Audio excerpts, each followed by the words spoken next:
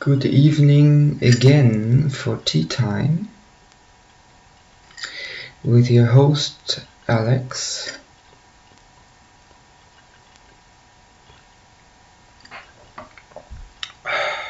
Tulsi tea is wonderful.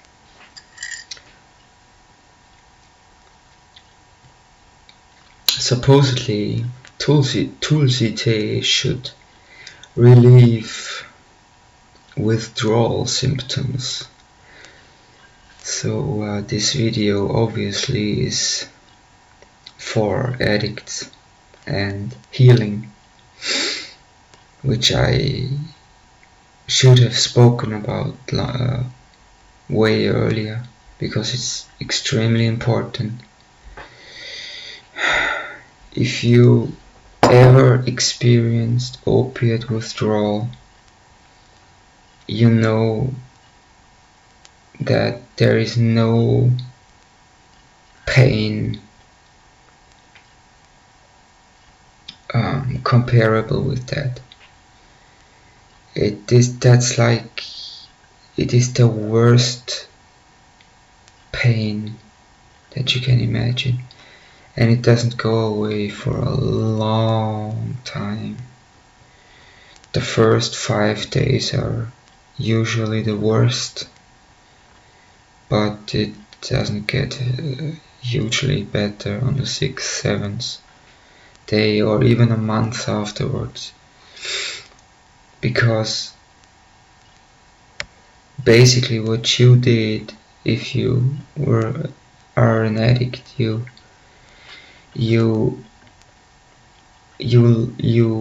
taught your body to stop producing endomorphins or endorphins. So why do I think I have a right to speak about that? First off, I studied chemistry for a long time.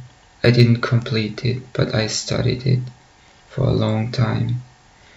It wasn't what I wanted to study. I wanted to study languages, but it just happened that way. And if I had finished, I was at university first, and then I went to chemistry college, and I would have had one class to finish to become an engineer in chemistry, but I hated it so much that I couldn't even imagine working as a chemist, because it's not at all like I imagined it to be when I was young. The lighting is very poor here. I hope you can see me. And trying to get the lighting a little better. Anyway, so as I told you, I was in this cycle of being a slave to the doctors and pharmacists, and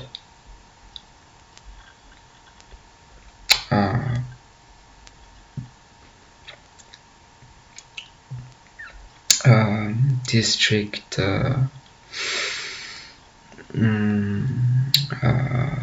chief district doctors and so on. Still have to do it every month. Still have to do the urine tests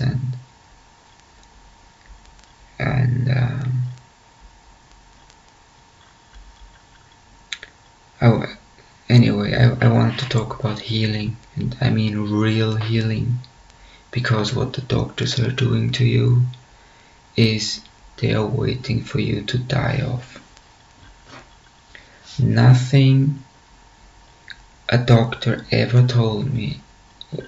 The second he knew that I was a substitution patient,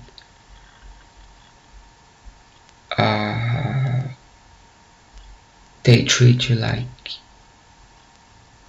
like a modern day leper.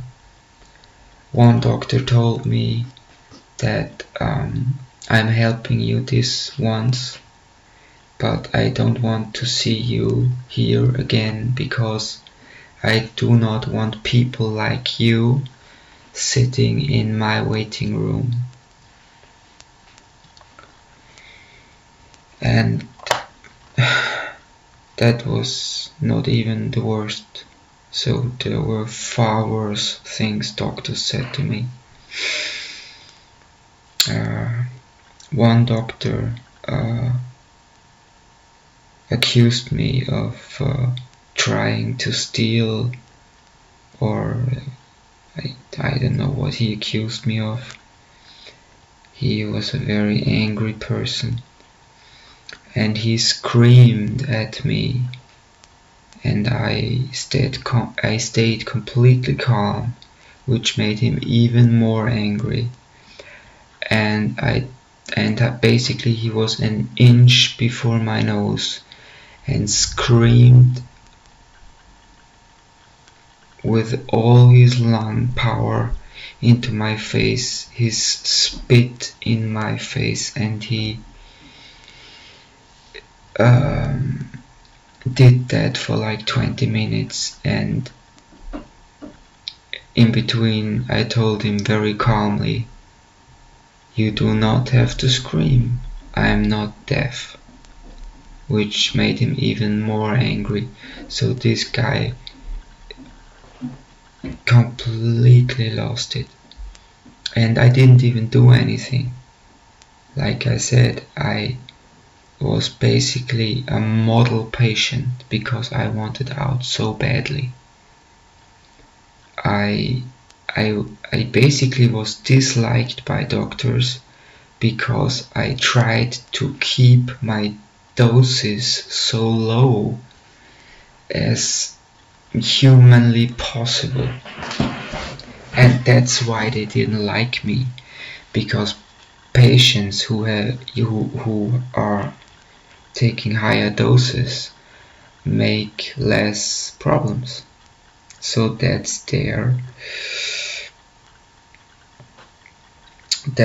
so basically these people are waiting for you to finally die off.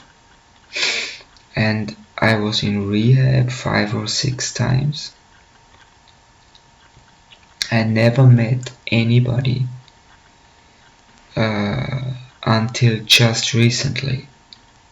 So for 15 years I knew rehabs in and out, and I never met one person who made it. And the official statistics are 2%. And what they are saying to you is that, well, a third make it out, and a third stay on that stuff forever, and a third dies of complications. And even that's very discouraging. But the international statistics are, irrespective of how much money you pay, you can pay up to I don't know how many hundred thousands of dollars in Hollywood for the most exotic form of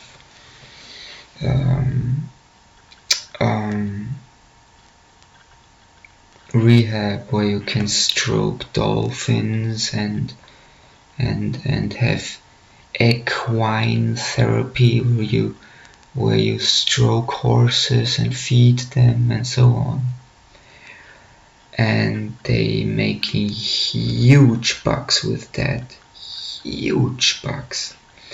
One day in Austria in a rehab facility costs between 400 and 500 euros. so basically like $600 a day, and the least amount you have to stay is like 4 months, and 4 months to combat a lifetime of addiction is like, just use your logic, it's a joke, and the joke's on you. The last time I was in rehab, they treated me so bad there that I basically said to myself, I will never again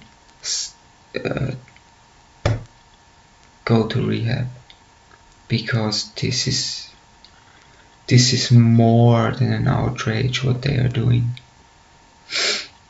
And thank the Lord that I was so pissed off that I disconnected my TV when I was 23 years old, and I invested all my time in researching everything, not just the addiction, because basically you can research addiction as long as you want. There you will not find one guy who can tell you, you do A, then you do B, then you do C, then you do D, and then you're healthy again. There's no human being on earth that has such a formula, and everyone who says they have such a formula is a liar. So basically I immersed myself in everything I could find. Like I said, I went through all the world's religions, basically, maybe excluding Shintoism and Sufism and Islam, because it doesn't interest me at all. And the more I saw, the more I got the feeling that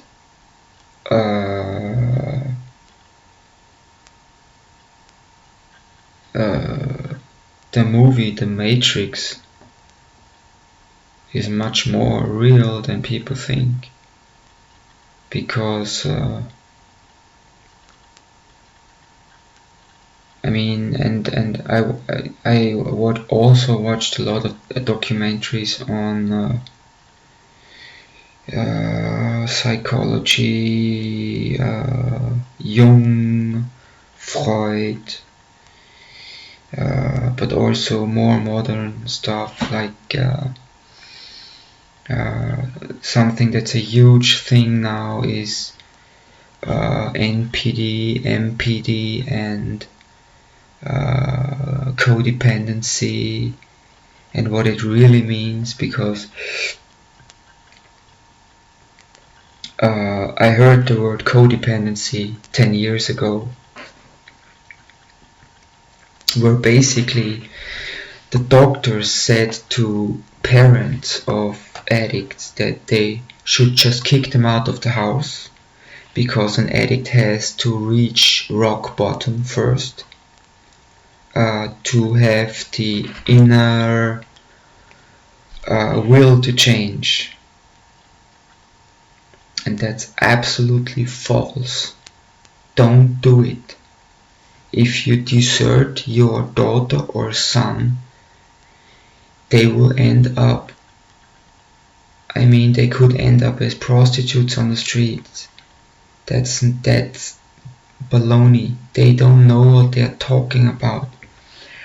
And I have the book from, I think he's maybe the specialist on addiction, Dr. Gabor Mate, and he says that this theory that they had, which they told to my parents, kick him out of the house,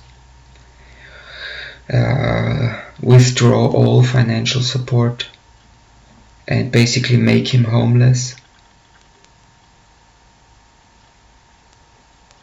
That's, if you do that statistically, they've since then made studies about that, you increase the chance of these kids dying by at least a third. That's 33%.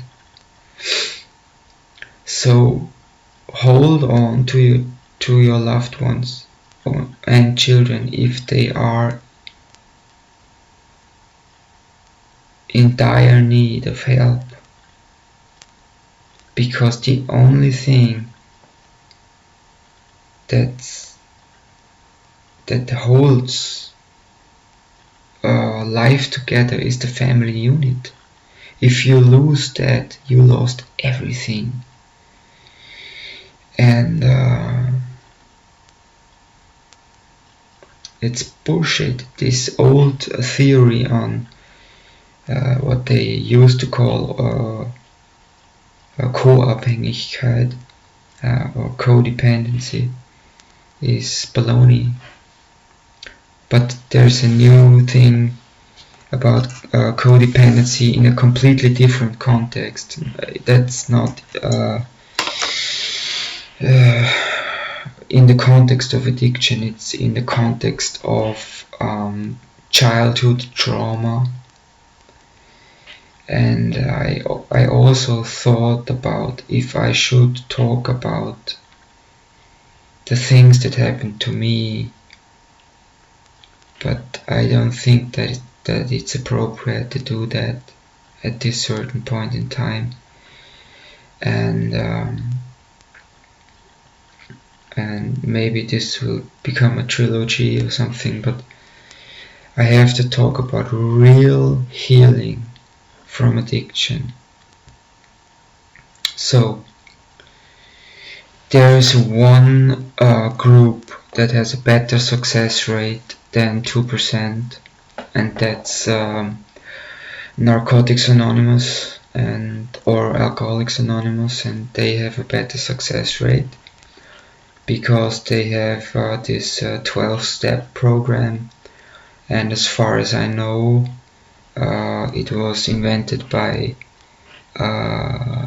Steiner, Rudolf Steiner, and he was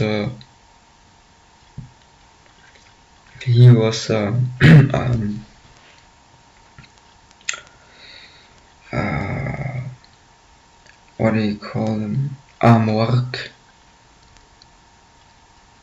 I don't know if you know what I mean. Wait, just give me a second.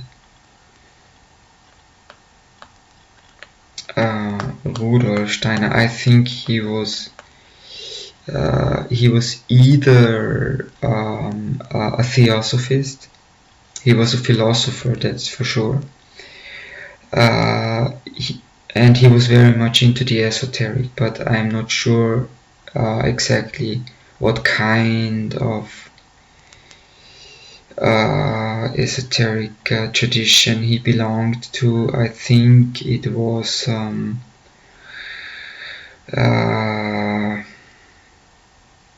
Amorc or AMORC or Theosophy or something similar. I can't remember, but it's not that important. And I think that basically, so the first step in AA is to accept that there's a higher power and to surrender to that higher power. And many people don't surrender for decades because they don't really know what it means to do that. Because it's very difficult to surrender to a God if you're not 100% sure that he's real. So you have to have, I mean, I was blessed because I met him in a very, very powerful way. I mean, I could not stop talking about it for like 2 years.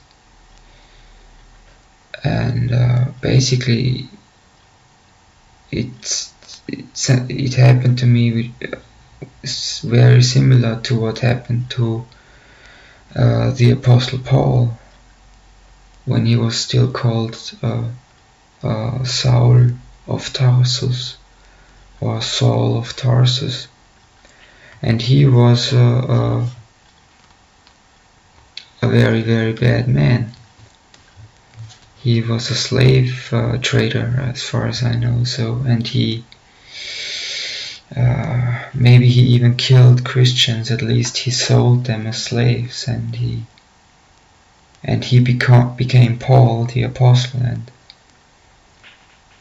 he traveled and had like, if I read it, it's like the hair on my back is standing up because it's so similar to what happened to me.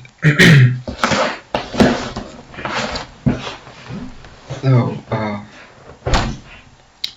I drifted a little.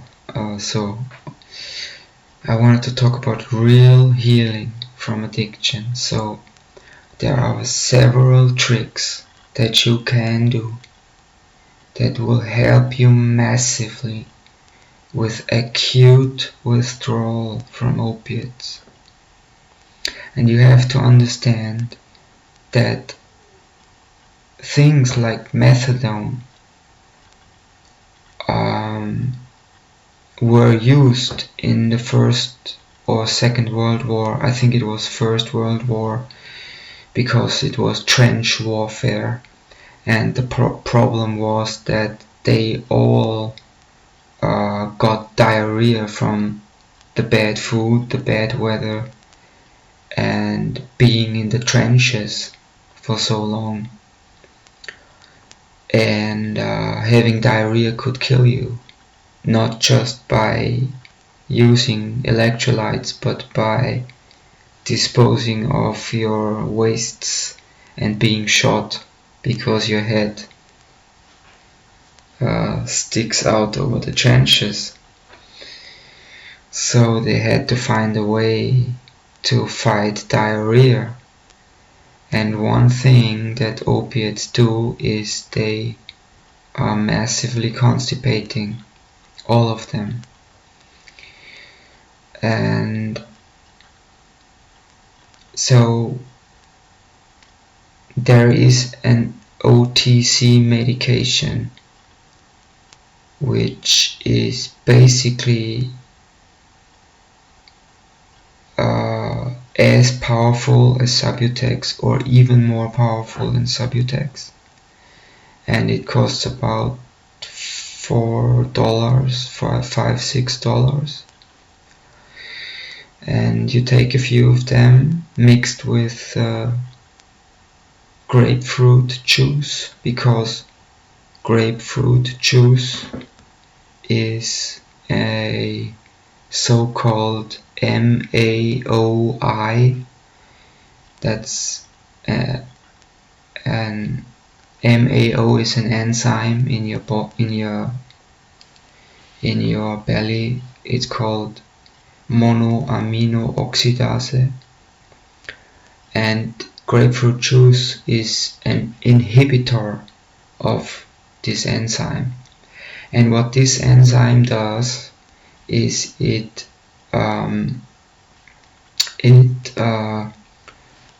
destroys neurotransmitters and chemicals in your stomach and GI tract. So the medication is called, it's an anti-diarrhea medication that everyone can buy. It's called Imodium, or the generic name is loperamide. So if you are having extreme withdrawal symptoms, or just going into withdrawal where you begin to sweat like a pig and you feel, you know how it feels, your nose begins to run, you get diarrhea, you want to puke, you feel extremely uncomfortable, everything hurts, and so on. You can take a normal doses for an adult. That's 3 tablets. That's 6 milligrams. One tablet has 2 milligrams of loperamide. And you take just a normal dosage of that with a glass of grapefruit juice. And if that doesn't help, you take a little more. But usually, especially if you've never done it before, 3 or 4 loperamide should be enough to fight off the most excruciatingly painful withdrawals. And now listen to me. Don't do that for fun. I am not talking about this so that people can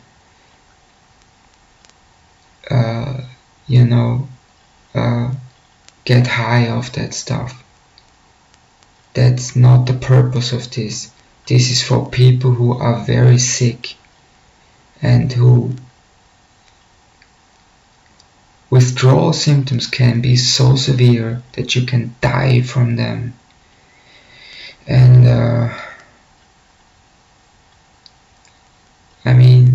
it's not a joke.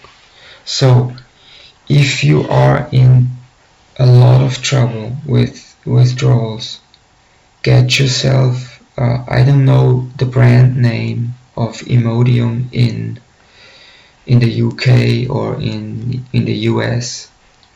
It's called Imodium in Austria and Germany, I think. In Austria it's called Imodium for sure. In Germany too, I think. And maybe it's called Imodium all over the world, I'm not sure. But the generic name, so basically the chemical name is loperamide hydrochloride. And that's an anti-diarrhea medication, just like methadone was in the First World War. It just had a different name then. And just by accident they found out that it helps against heroin withdrawals, because after the World War there were so many people addicted to heroin because they have had their limbs shot off and so on. So that's one thing, loperamide or Imodium with an MAOI, a monoamino oxidase inhibitor, which is, for example, grapefruit juice, and also there's a medication called Tagamet in America. That's also a medication, an MAOI medication, which I don't know, maybe it's even OTC, which means over the counter without a receipt. And again, I am not telling you this to get high or stuff. This is serious. And I also advise you to only take that if it's absolutely necessary. And I've known about it for a long time, and That's why I thought I have to tell it, because someone told it to me, and it saved my life. And I even the very first time that I got that I made a physical withdrawal was with the help of loperamide or Imodium. You just have to take it every 4 hours. For Imodium, that's 8 milligrams, with a glass of either grapefruit juice or tonic water, or even freshly pressed grapefruits. And sometimes even the very, very cheap sugary grapefruit stuff works. So much to loperamide, but there's a lot more that I want to talk about. So that's one thing. If you're withdrawing very, very, very badly, then you can take loperamide and it will help you. And as I said, I'm not a doctor. I'm just saying it helped me, and I'm pretty sure if you're already on like 1,000 milligrams of morphine a day, that a few loperamide won't make that much of a difference. And I'm also sure that you're not gonna die from it, so that's why I talk about it. So if there's just a suspicion that someone could die from that, I would never talk about it. So, but something that's even more important to know about is vitamin C. Most people think that vitamin C is just a vitamin and that's it. But I have here that's 100 grams of ascorbic acid, which is vitamin C. You can buy it for like $35 on Amazon, a kilogram, which should last you a long time. And you start slowly, but I started like 6-7 months ago because of my extreme back pain, and since then I learned a new kind of medicine, which is called, this is a book about it, and there's also a website where all the case studies are back to the 1920s. Okay, so that's not some quack, that's not some one who wants to sell something. Okay, and I wouldn't talk about it if I hadn't myself done this now for over half a year. So if I am, because my whole spine is inflamed, I have to take what's called mega dosing of vitamin C, and there you can take up to 25 grams of vitamin C. It depends on the person. You have to slowly try it out, and he says, that doctor in the book says, start with very little, If you feel better, take a little more. If you feel better still, take a little more, and so on. And usually his motto is take enough C until you're symptom free. And there's a lot to say about vitamin C, and in my case, if I had not found out about vitamin C and its powerful analgesic effect is comparable to morphine, and I know that you don't believe me, but I know. So, and just to prove to you, okay, this is my Tulsi tea. This is my Tulsi tea. There's already a little vitamin C in it, but anyway, I will take 10,000 milligrams of vitamin C now before you, so that you see that I'm not lying to you.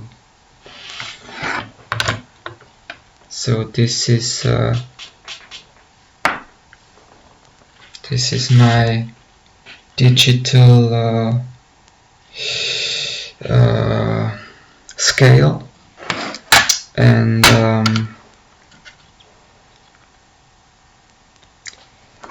I'm weighing out of this. This is, as I said, this is vitamin C, ascorbic acid it's also called, and I'm weighing out 10 grams, which is 10,000 milligrams, which is the 1,000 times the amount of the recommended daily allowance.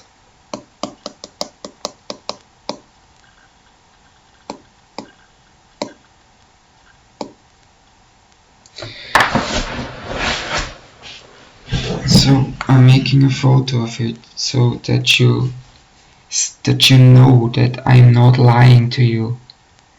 I have no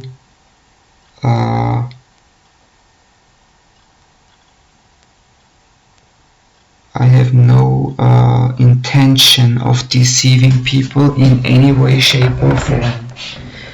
This is what saved my life. This is what made it possible for me to go to work again. Because when I was 28, I was so damaged. I hope you can see that. This is 10.1 grams of vitamin C on my scale. I hope you can see that. 10.1 grams. And I'm taking this 10.1 grams and I'm putting it into my Tulsi tea.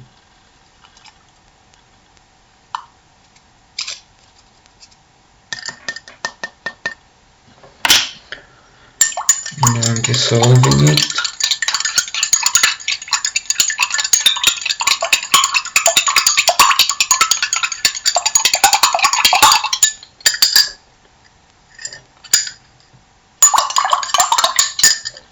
Which takes a few seconds to dissolve. So I used to take 14 grams before I went to work, which was physical work, and first off it warded off my withdrawals. So as long as you have vitamin C, mega doses, high doses of vitamin C in your blood serum, you don't experience withdrawals, which makes it even more important than loperamide. Okay? So it takes a while to dissolve because it's already cold, the tea. Cheers. I already put like 2,000 milligrams into it before I go to sleep. So that's now more than 10 grams of vitamin C.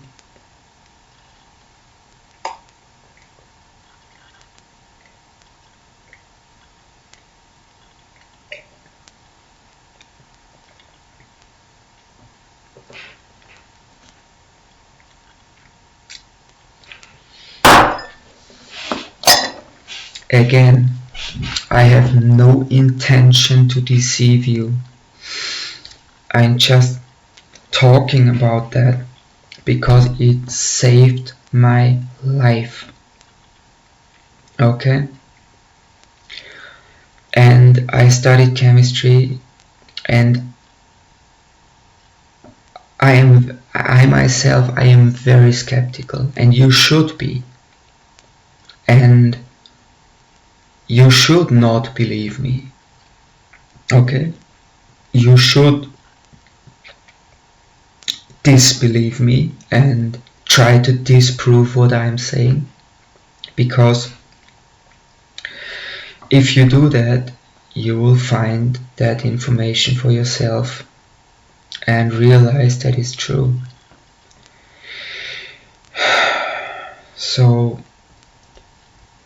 this is and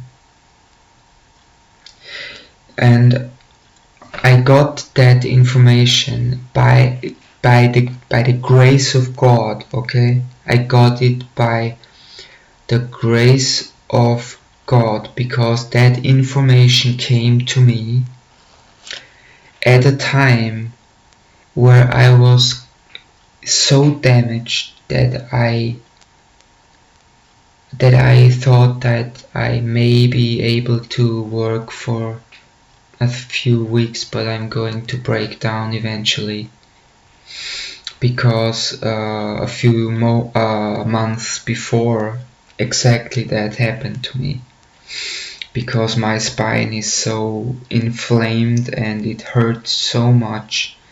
All my spinal discs are damaged, and vitamin C, basically the reason why, now it goes a little bit into the chemistry of vitamin C, or the pharmacology in the body. So it is an electron donor, and every inflammation in your body is inflammation means oxidation, and an oxidative process in chemistry means that electrons are being stolen. Okay? And the opposite of an oxidation is a reductive process, where electrons are given. And vitamin C has 2 electrons to give off, so it's even better than all these vitamin C novelties that they want to push on you. Don't fall for that. They just want to make money. They say, yeah, you have to take buffered vitamin C, or you have to take liposomal vitamin C. It's bullshit. You just have to take ascorbic acid. This has been known for over 100 years. Most major diseases have been cured by intravenous megadosing of vitamin C, which means up to 100,000 milligrams intravenously for cancer patients. That alone is able to fight cancer. And so if you want to know it in detail, I will give you a link to a lecture that was that I stumbled upon by accident or synchronicity. If I had not found that, I would still be basically a cripple, because I could never go to work. I could never work without that. And there are 5 myths about vitamin C, because the pharma industry hates it with a passion. So be aware of that. Every Google search on vitamin C will tell you that it's dangerous, that you're getting kidney stones, which is disproven by studies, that you if you take more than the RDA, which means recommended daily allowance, which happens to be the exact same amount, which is 100 milligrams, and it was formerly called MDR, which stands for minimum daily recommendation. So a few years ago, 100 milligrams was the minimum daily recommendation. Now the 100 milligrams are the recommended daily allowance. See the dishonesty just by the words that they use, because recommended daily allowance sounds like you're not allowed to take more than that. It's dangerous, and it's not. Vitamin C basically even cured polio. If you're going back to Dr. Klenner, Dr. Cathcart, Linus Pauling, who was a 2-time Nobel Prize winner in biochemistry. So, and he won one of his Nobel Prizes for his work on vitamin C, which is basically not talked about anymore, or completely ignored. Because if you know about it, you can heal yourself from basically anything, and you can make yourself bulletproof. Just take 5 grams of vitamin C a day and see how if you get sick. And if you get sick, you recover much quicker. So that's about vitamin C. But I think that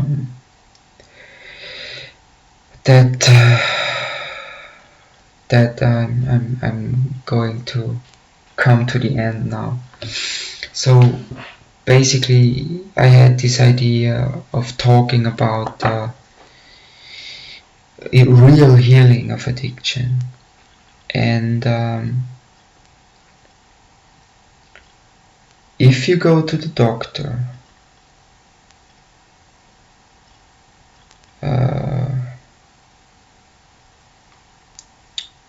just prepare to be disappointed and running in circles, because we're not living in the 1950s anymore. Doctors are not there to make you healthy. They are there to keep you sick, that you're coming back. They are capitalists. That's what they are. And that's just how it is. That's our society. I don't even make the doctors a big I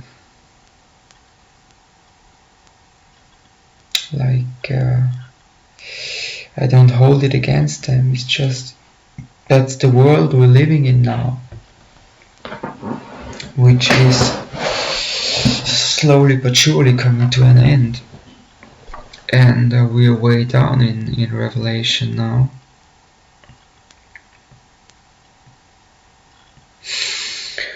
And the final thing I wanted to say about healing addiction is that you have to stop being an atheist. You have to have a moral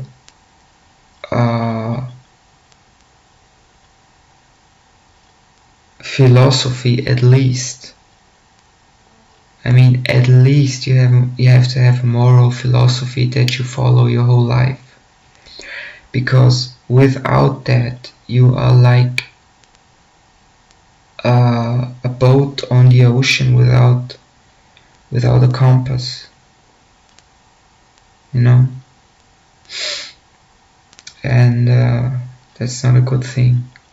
That's bad, and it's going to get worse.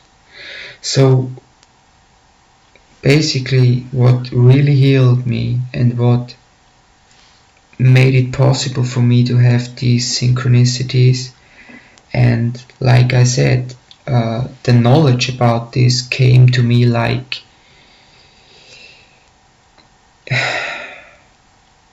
exactly at the right time.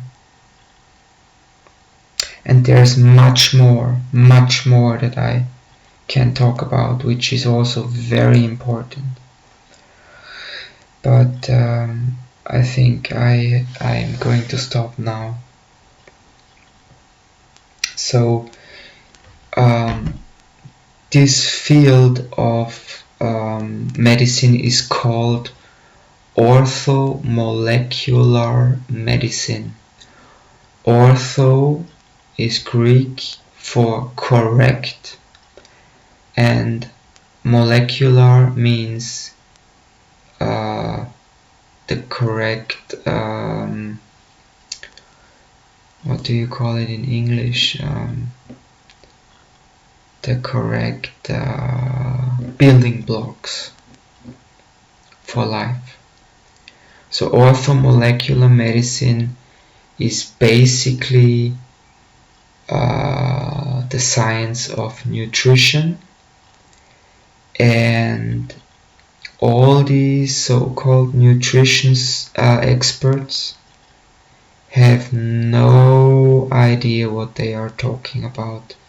Like I listened to Joe Rogan and his nutrition specialist that he has there, as a woman, and I mean, she like advertised the ketogenic diet, which is only eating meat for I mean, no. So basically, ketogenic means the opposite of vegetarianism, which is only meat, only butter, only milk, only eggs, only cheese, no bread, because bread and rice and all this stuff is converted into carbohydrates, and the carbohydrates are converted into sugar. So to get off of sugar, you have to eat only meat. And there is an interesting thing that happens when you do that, which is that most or all autoimmune diseases disappear. And maybe even cancer, because they are dependent on sugar. But why does the body have this sugar mechanism? or carbohydrate mechanism in the first place if you shouldn't eat it. So even these so-called experts that you're watching, especially Joe Rogan, is a conspiracy clown. He is no better than David Icke or all these other people, like Alex Jones is one of his buddies, and Eddie Bravo, and all these people. They are playing a game with you, which is similar to good cop, bad cop. If you remember Joe Rogan, in the beginning he was very much into this UFO stuff and alternative healing and ayahuasca and the Kennedy assassination, on all the conspiracy theories, and now he says no, this is all a lie and so on. So why did he change his mind in such a dramatic way? And why did Spotify give him $100 million to make his show on Spotify? That's the highest paying deal that was ever made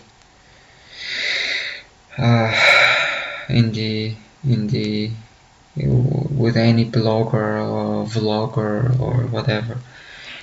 So this guy is obviously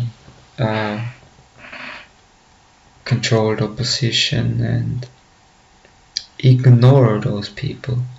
They are not your friends. So I want to pray with you the 23rd Psalm to the end of this video. Thank you for listening. I know it was long, and thank you for your attention. And I'm going to go further into the healing of addiction.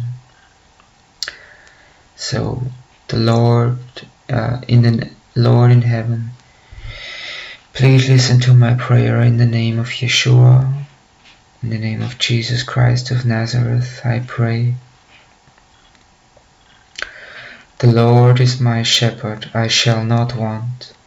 He maketh me to lie down on green pastures, and he leadeth me beside still waters. He restoreth my soul, and he leadeth me on the path of righteousness for his name's sake.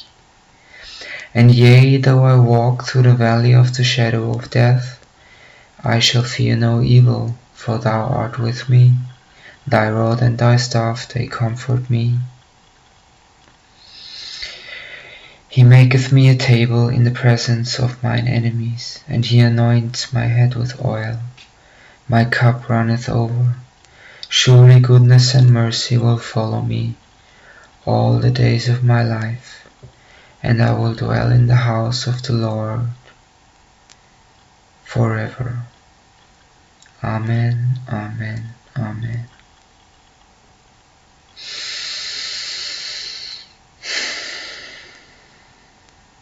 Thank you for listening, and I wish you a good night, and God bless you all.